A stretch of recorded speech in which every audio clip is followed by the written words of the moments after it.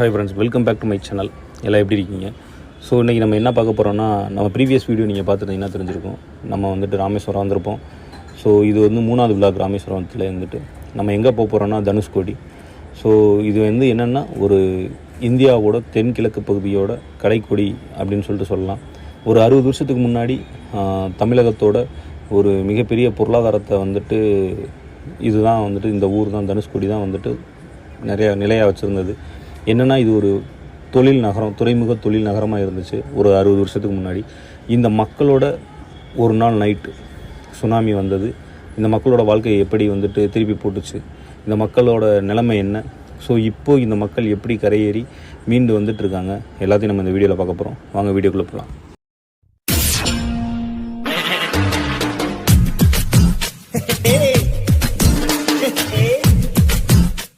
So இதுக்கு போகிற வழியில் வந்துட்டு 2-3 கோயில்கள் இருக்குது. ஜடாயு தீர்த்தம், சரப தீர்த்தம், அப்புறம் கோதண்டராம சுவாமி கோயில் அப்படின்னு சொல்லிட்டு 3 கோயில் இருக்குது. ஸோ இந்த 2-3 கோயிலுக்குமே நீங்கள் விசிட் பண்ணி பார்க்கலாம். இதில் இந்த கோதண்டராம சுவாமி கோயில் அப்படின்றது வந்துட்டு நம்ம தனுஷ்கோடி போயிட்டுருக்கையிலே ஒரு 10 கிலோமீட்டரில் லெஃப்ட் சைடு வந்துட்டு 2 கடல், அதாவது கடலுக்கு நடுவில் ரோடு போயிட்டு வந்துட்டு அங்கே ஒரு கோயில் இருக்கும். இது வந்துட்டு ரொம்ப அழகாக இருக்கும், சீனிக்காக இருக்கும் அந்த ரோடே. ஸோ நீங்கள் தனுஷ்கோடி போகணுன்னாவே அந்த ரோடு வந்துட்டு ரொம்ப சீனிக்காக இருக்கும், ப்ளசண்ட்டாக இருக்கும். வெயில் டைம் மதியான டைமில் போயிடாதீங்க, காலையில் இல்லைன்னா வந்துட்டு ஈவினிங் அந்த மாதிரி டைமில் போங்க. நீங்கள் வந்துட்டு நிச்சயமாக ரொம்ப நல்ல ஒரு ப்ளசண்ட்டாக ஃபீல் பண்ணுவீங்க. ஸோ இந்த கோதண்டராம சுவாமி கோயில் வந்துட்டு ரொம்ப குளிர்ச்சியாக இருக்கும் அந்த இடத்துக்குவே, ஏன்னா சுற்றி கடல் இருந்துச்சு. ஆனால் இந்த டைம் நம்ம போகும்போது ரைட் சைடு மட்டும்தான் கடல் இருந்தது, லெஃப்ட் சைடு வந்து கடல் இல்லை. ஸோ ஃபுல்லாகவே மணல் திட்டாக இருந்துச்சு. ஏன் கடல் வந்துட்டு இந்தளவுக்கு உள்வாங்கியிருக்கு என்னன்னு தெரில. ஒருவேளை நாங்கள் போன சீசன்னாலேயோ இல்லை என்ன காரணம் என்னன்னு தெரில. ஸோ வாங்க வீடியோக்குள்ளே போயிட்டு அடுத்து தனுஷ்கோடியோட வரலாறு என்ன, அவங்க ஏன் அப்படி ஆச்சு, என்ன ஆகுன்றது பார்ப்போம். ஸோ இந்த தனுஷ்கோடி அப்படின்னா நமக்கு வந்துட்டு ஒரு டூரிஸ்ட் பிளேஸாக தான் இப்போ நிறைய பேருக்கு தெரியும். இதோட ஒரு வலி மிகுந்த ஒரு வாழ்க்கை அந்த ஏரியா மக்களுக்கு மட்டும்தான் தெரியும். ராமேஸ்வரத்தை சுற்றி இருக்க தனுஷ்கோடி, அங்கே இருக்க பாம்பன், இந்த ஏரியா மக்களுக்கு மட்டும்தான் அங்கே என்ன நடந்துச்சு, அவங்கெல்லாம் வந்துட்டு எவ்வளோ அந்த நேரத்தில் வந்துட்டு எவ்வளோ பேரை இழந்திருக்காங்க எல்லாமே அவங்களுக்கு தெரியும். ஸோ அப்படி என்ன நடந்துச்சு அப்படின்னா, இந்த தனுஷ்கோடி பகுதியை வந்துட்டு சேர, சோழ, பாண்டிய மன்னர்கள் யாருமே வந்து ஆளவே இல்லை. அப்படி ஆண்டது யாருன்னா ராமநாதபுர சீமை, அவங்க சேதுபதி வம்சம், அவங்க தான் வந்துட்டு இந்த தனுஷ்கோடியை வந்துட்டு ஒரு 650 வருஷத்துக்கு முன்னாடி வந்து ஆண்டுட்டு வந்திருக்காங்க. ஸோ அந்த மக்களோட வாழ்க்கை எப்படின்னா, அன்றாட வாழ்க்கையை வந்துட்டு மீன் பிடிக்கிறது, ஸோ மற்ற எல்லாரையும் போல் வந்துட்டு ரொம்ப சந்தோஷமாக தான் வாழ்ந்துட்டு வந்துட்டு இருந்திருக்காங்க.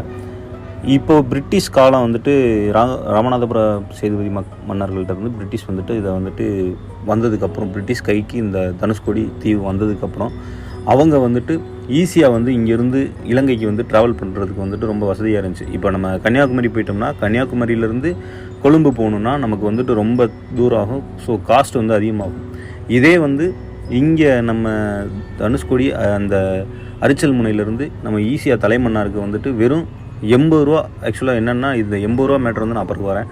நம்ம வந்துட்டு ஒரு 16 நாட்டிக்கல் மைல்லே போயிடலாம், ஏன்னா அவ்வளோதான் தூரமே. ஸோ வந்துட்டு ஆங்கிலேயர்கள் வந்து இந்த தனுஷ்கோடி தீவை வந்து ரொம்ப ஒரு வர்த்தகத்துக்கு வந்துட்டு நிறைய யூஸ் பண்ணிக்கிட்டாங்க. ஏன்னா இங்கேருந்து ஈஸியாக கடலுக்கு வந்துட்டு எங்கேனாலும் அவங்க ஈஸியாக போயிட்டு வந்துட முடியும். ஸோ இதை வந்து ஒரு துறைமுகமாக வந்துட்டு இங்கே ஒரு துறைமுகத்தையும், ஒரு ரயில்வே ஸ்டேஷன், அப்புறம் வந்துட்டு நிறைய அடிப்படை வசதிகள், அதாவது பெரிய பெரிய ஊர்களில் கூட அப்போது இல்லாத வசதிகள் இந்த ஊரில் வந்துட்டு ஆங்கிலேயர்கள் வந்துட்டு வச்சுக்கிட்டு இருந்தாங்க. டிசம்பர் 17, 1964 எல்லாம் நல்லபடியாக போய்கிட்டு இருக்கும்போது அங்கே அந்தமானில் வந்து ஒரு புயல் சின்னம் உருவாகுது, ஒரு காற்றழுத்த தாழ்வு மண்டலம் உருவாகுது. ஸோ வந்துட்டு அது ரொம்ப வலுப்பெற்று இலங்கையை நோக்கி வந்துட்டு ஒரு தீவிர புயலாக மாறி மணிக்கு 250 km/h வந்துட்டு புயல் சின்னமாக உருவாகி காற்றழுத்த தாழ்வு மண்டலம் வந்துட்டு அது சூறாவளியாக மாறி அது ஒரு சுனாமியாக வந்துட்டு ஸ்டார்ட் ஆகுது. இப்போ என்னென்னா, அந்த மக்கள் வந்து அன்றாடமாக அவங்க வேலையை பார்த்துட்டு அசதியாக நைட்டு தூங்கிட்டு இருக்கையில் திடீர்னு வந்துட்டு ஒரு சுனாமி வந்துட்டு அந்த மக்களை தாக்குது. ஸோ என்ன நடக்குது, ஏது நடக்குது அப்படின்னு சொல்லிட்டு தெரிஞ்சுக்கிறதுக்கு முன்னாடி அந்த சுனாமியில் மொத்த மக்களுமே காணாமல் போயிடறாங்க. கிட்டத்தட்ட எவ்வளோ பேர் இறந்தாங்க என்னன்னு கணக்கு தெரில. எப்படியும் தோராயமாக ஒரு 1000 பேத்துக்கு மேலே வந்துட்டு அந்த நேரம் இறந்துருப்பாங்க அப்படின்னு சொல்லிட்டு கவர்மெண்ட்டில் கணக்கு இருக்குது. ஸோ இது என்னென்னா, இந்த 21, 22ஆம் தேதி வந்து பாம்பன்லேருந்து இந்த தனுஷ்கோடிக்கு ஒரு ட்ரெயின் ஒன்று வந்துட்டுருக்கு, ஒரு பேசஞ்சர் ட்ரெயின் நினச்சி. அந்த பேசஞ்சர் ட்ரெயின் மொத்தமாக அந்த சுனாமியில் மாட்டி கிட்டத்தட்ட ஒரு 7-8 பெட்டி என்ன ஆச்சுன்னே தெரியலை அப்படின்ற மாதிரி வந்துட்டு சொல்லியிருக்காங்க. இதெல்லாம் கேட்கையில் எப்படி இருக்குன்னா, நம்ம வந்துட்டு நார்மலாக தூங்குகிறோம், நைட்டு தூங்குகிறோம். ஸோ திடீர்னு காலையில் வந்துட்டு இது ஃபுல்லாக என்ன நடக்குதுன்னே ஒரு விஷயம் நமக்கு தெரியாமல் டக்குன்னு ஏதோ ஒன்று நடந்து முடிஞ்சிருச்சுன்னா நமக்கு எப்படி இருக்கும்? அந்த மாதிரி தான் அவங்க வாழ்க்கை. ஒரு ஒரு ஓரளவுக்கு வந்துட்டு அவங்க மேடேறி ஒரு கனவோடு அவங்க இருக்கும்போது டக்குன்னு அவங்க வாழ்க்கையை பறித்த மாதிரி இருந்துச்சுன்னா அந்த மக்களோட நிலைமை என்னவா இருந்திருக்கும்? நீங்கள் வீடியோவில் பார்க்குற ஒரு சர்ச்சு, அங்கே ஒரு ரயில்வே ஸ்டேஷன், அப்புறம் நிறைய ஒரு துறைமுகம், நிறைய மக்களுக்கு தேவையான ஒரு அடிப்படை வசதிகள் கொண்ட ஒரு நகரம் ஒரே நாள் நைட்டில் நிலகுலைஞ்சு அந்த மக்களோட வாழ்வாதாரம் பெருசாக பாதிக்கப்பட்டு அவங்க நிர்கதியாக வந்து நிற்கிற ஒரு நிலைமைக்கு வந்து போயிட்டாங்க. நிறைய மக்கள் வந்துட்டு அனாதைகளாயிட்டாங்க. நிறைய மக்கள் வந்துட்டு நீங்கள் இந்த கட்டடங்களை பார்த்தாலே தெரியும் உங்களுக்கு இது எவ்வளோ வந்துட்டு அந்த இதில் சீர்குலைஞ்சு போய் நிற்கிதுன்னு. இப்போ வேணால் இதை வந்து நம்ம ஒரு காட்சி பொருளாக வேணால் பார்க்கலாம். ஆனால் அந்த காலத்து மக்களோட அது ஒரு வாழ்க்கையோட நினைவு சின்னமாக வந்துட்டு நினச்சிக்க வேண்டியதான். ஸோ இந்த தனுஷ்கோடி முன்னே எப்படி இதாகி அழிஞ்சதோ, ஆனால் இப்போ அதே அளவுக்கு ஒரு உத்வேகமாக வந்துட்டு நிறைய மக்கள் வந்துட்டு திரும்ப இங்கே குடிசைப்பட்டு இங்கே ஒரு 500-600 மக்கள் வந்துட்டு இங்கே திரும்ப வசிக்கிற அளவுக்கு வந்துட்டு இதோட வாழ்வாதாரம் இப்போ கொஞ்சம் கொஞ்சமாக பெருசாகிட்டு வந்துட்டுருக்கு. இந்த தனுஷ்கோடியில் இப்போ ரோட்டுக்கு 2 சைடுமே வந்துட்டு குடிசைகளாலான ஹோட்டல்ஸ், அப்புறம் வந்துட்டு ஒரு கலங்கரை விளக்கம், 24 மணி நேரமும் வந்துட்டு போலீஸ் பாதுகாப்பு. ஸோ நிறைய வந்துட்டு வசதிகள் வந்து இப்போ பெருகிட்டே வந்துட்டு இருக்குது. நம்ம வந்துட்டு இங்கே வந்துட்டு மதிய நேரத்தில் வந்து சாப்பிட்றதுனா எல்லா வகையான மீன் சாப்பாடும் கிடைக்கும். நமக்கு என்ன மீன் தேவையோ அந்த மீனை சொல்லி நம்ம சாப்பிட்டுக்கலாம். ஸோ வந்துட்டு சாப்பிட்டு முடிச்சுட்டு நமக்கு இங்கே பர்ச்சேஸ் பண்ணணுன்னா இந்த முத்து இல்லை இந்த கடலில் கிடைக்கிற பொருட்கள் இதெல்லாம் வச்சு அவங்க வந்துட்டு அதை வந்துட்டு ஒரு கைத்தொழில் அவங்க பண்ணிகிட்ருக்காங்க. ஸோ இதெல்லாம் வந்துட்டு அவங்க நம்ம வேணும்னா நம்ம பர்ச்சேஸ் பண்ணிக்கலாம். இந்த நீங்கள் கடல் பார்த்தீங்கன்னா இந்த கடல் வந்துட்டு எவ்வளோ அமைதியாக வந்துட்டு இருக்குது. ஆனால் இதோட ஆக்ரோஷத்தை யாராலையுமே பார்க்க முடியாது, தாங்க முடியாது. இங்கே ஒரு லைட் ஹவுஸ் புதுசாக கட்டியிருக்காங்க. அதுக்கு வந்துட்டு டிக்கெட் வந்து 10 ரூபா ஒரு ஆளுக்கு. நம்ம வந்துட்டு மேலே லிஃப்ட்டில் ஏறி போயிடலாம். மேலே போய்ட்டு அதோடய வியூ பாயிண்ட் வந்துட்டு ரொம்ப அழகாகவே இருந்துச்சு. இங்கேருந்து நம்ம வந்துட்டு எங்கே வேணால் நம்ம கண்காணிச்சிக்கலாம். நல்லாவே இருந்தது. நீங்கள் போகிறதுனா மேலே போய் பார்க்கலாம்.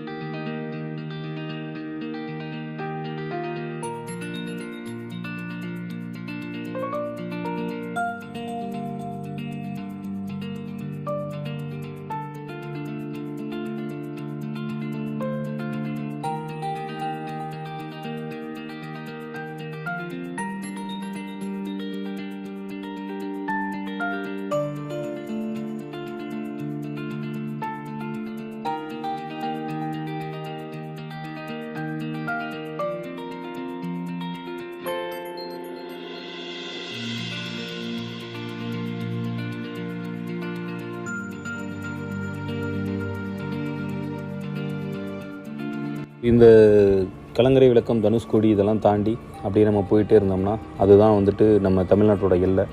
அதுக்கு பேர் அரிச்சல் முனை. அது போகிற வழியில் இந்த கடலை வந்துட்டு நம்ம பார்க்கலாம். இதில் என்னென்னா ரைட் சைடு வந்துட்டு அந்த கடல் கொஞ்சம் ஆக்ரோஷமாகவே இருக்கும்.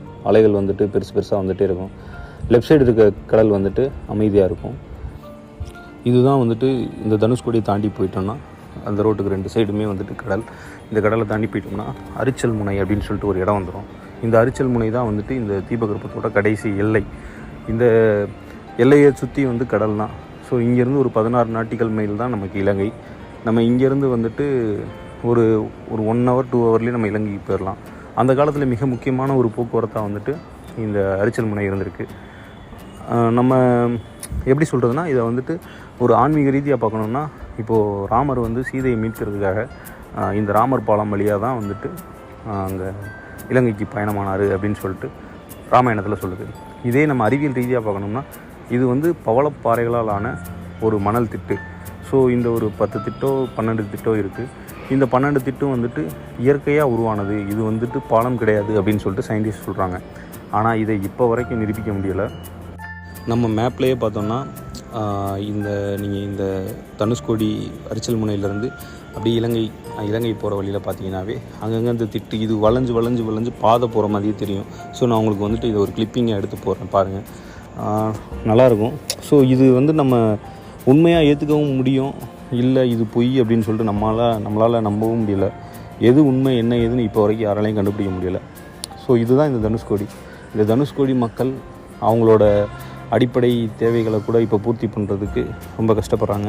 ஸோ ஒரு காலத்தில் செல்வ செழிப்பாக விளங்கின ஒரு நகரம் இப்போ வந்துட்டு எந்த ஒரு இதுவுமே இல்லாமல் கொஞ்சம் கொஞ்சமாக முன்னேறி வந்துட்டுருக்காங்க. நம்மெல்லாம் வந்துட்டு எந்த அளவுக்கு முன்னேறி இப்போ நம்ம நிற்கிறோமோ, ஸோ இங்கே ஒரு சிக்னல் கூட அந்தளவுக்கு கிடைக்கல.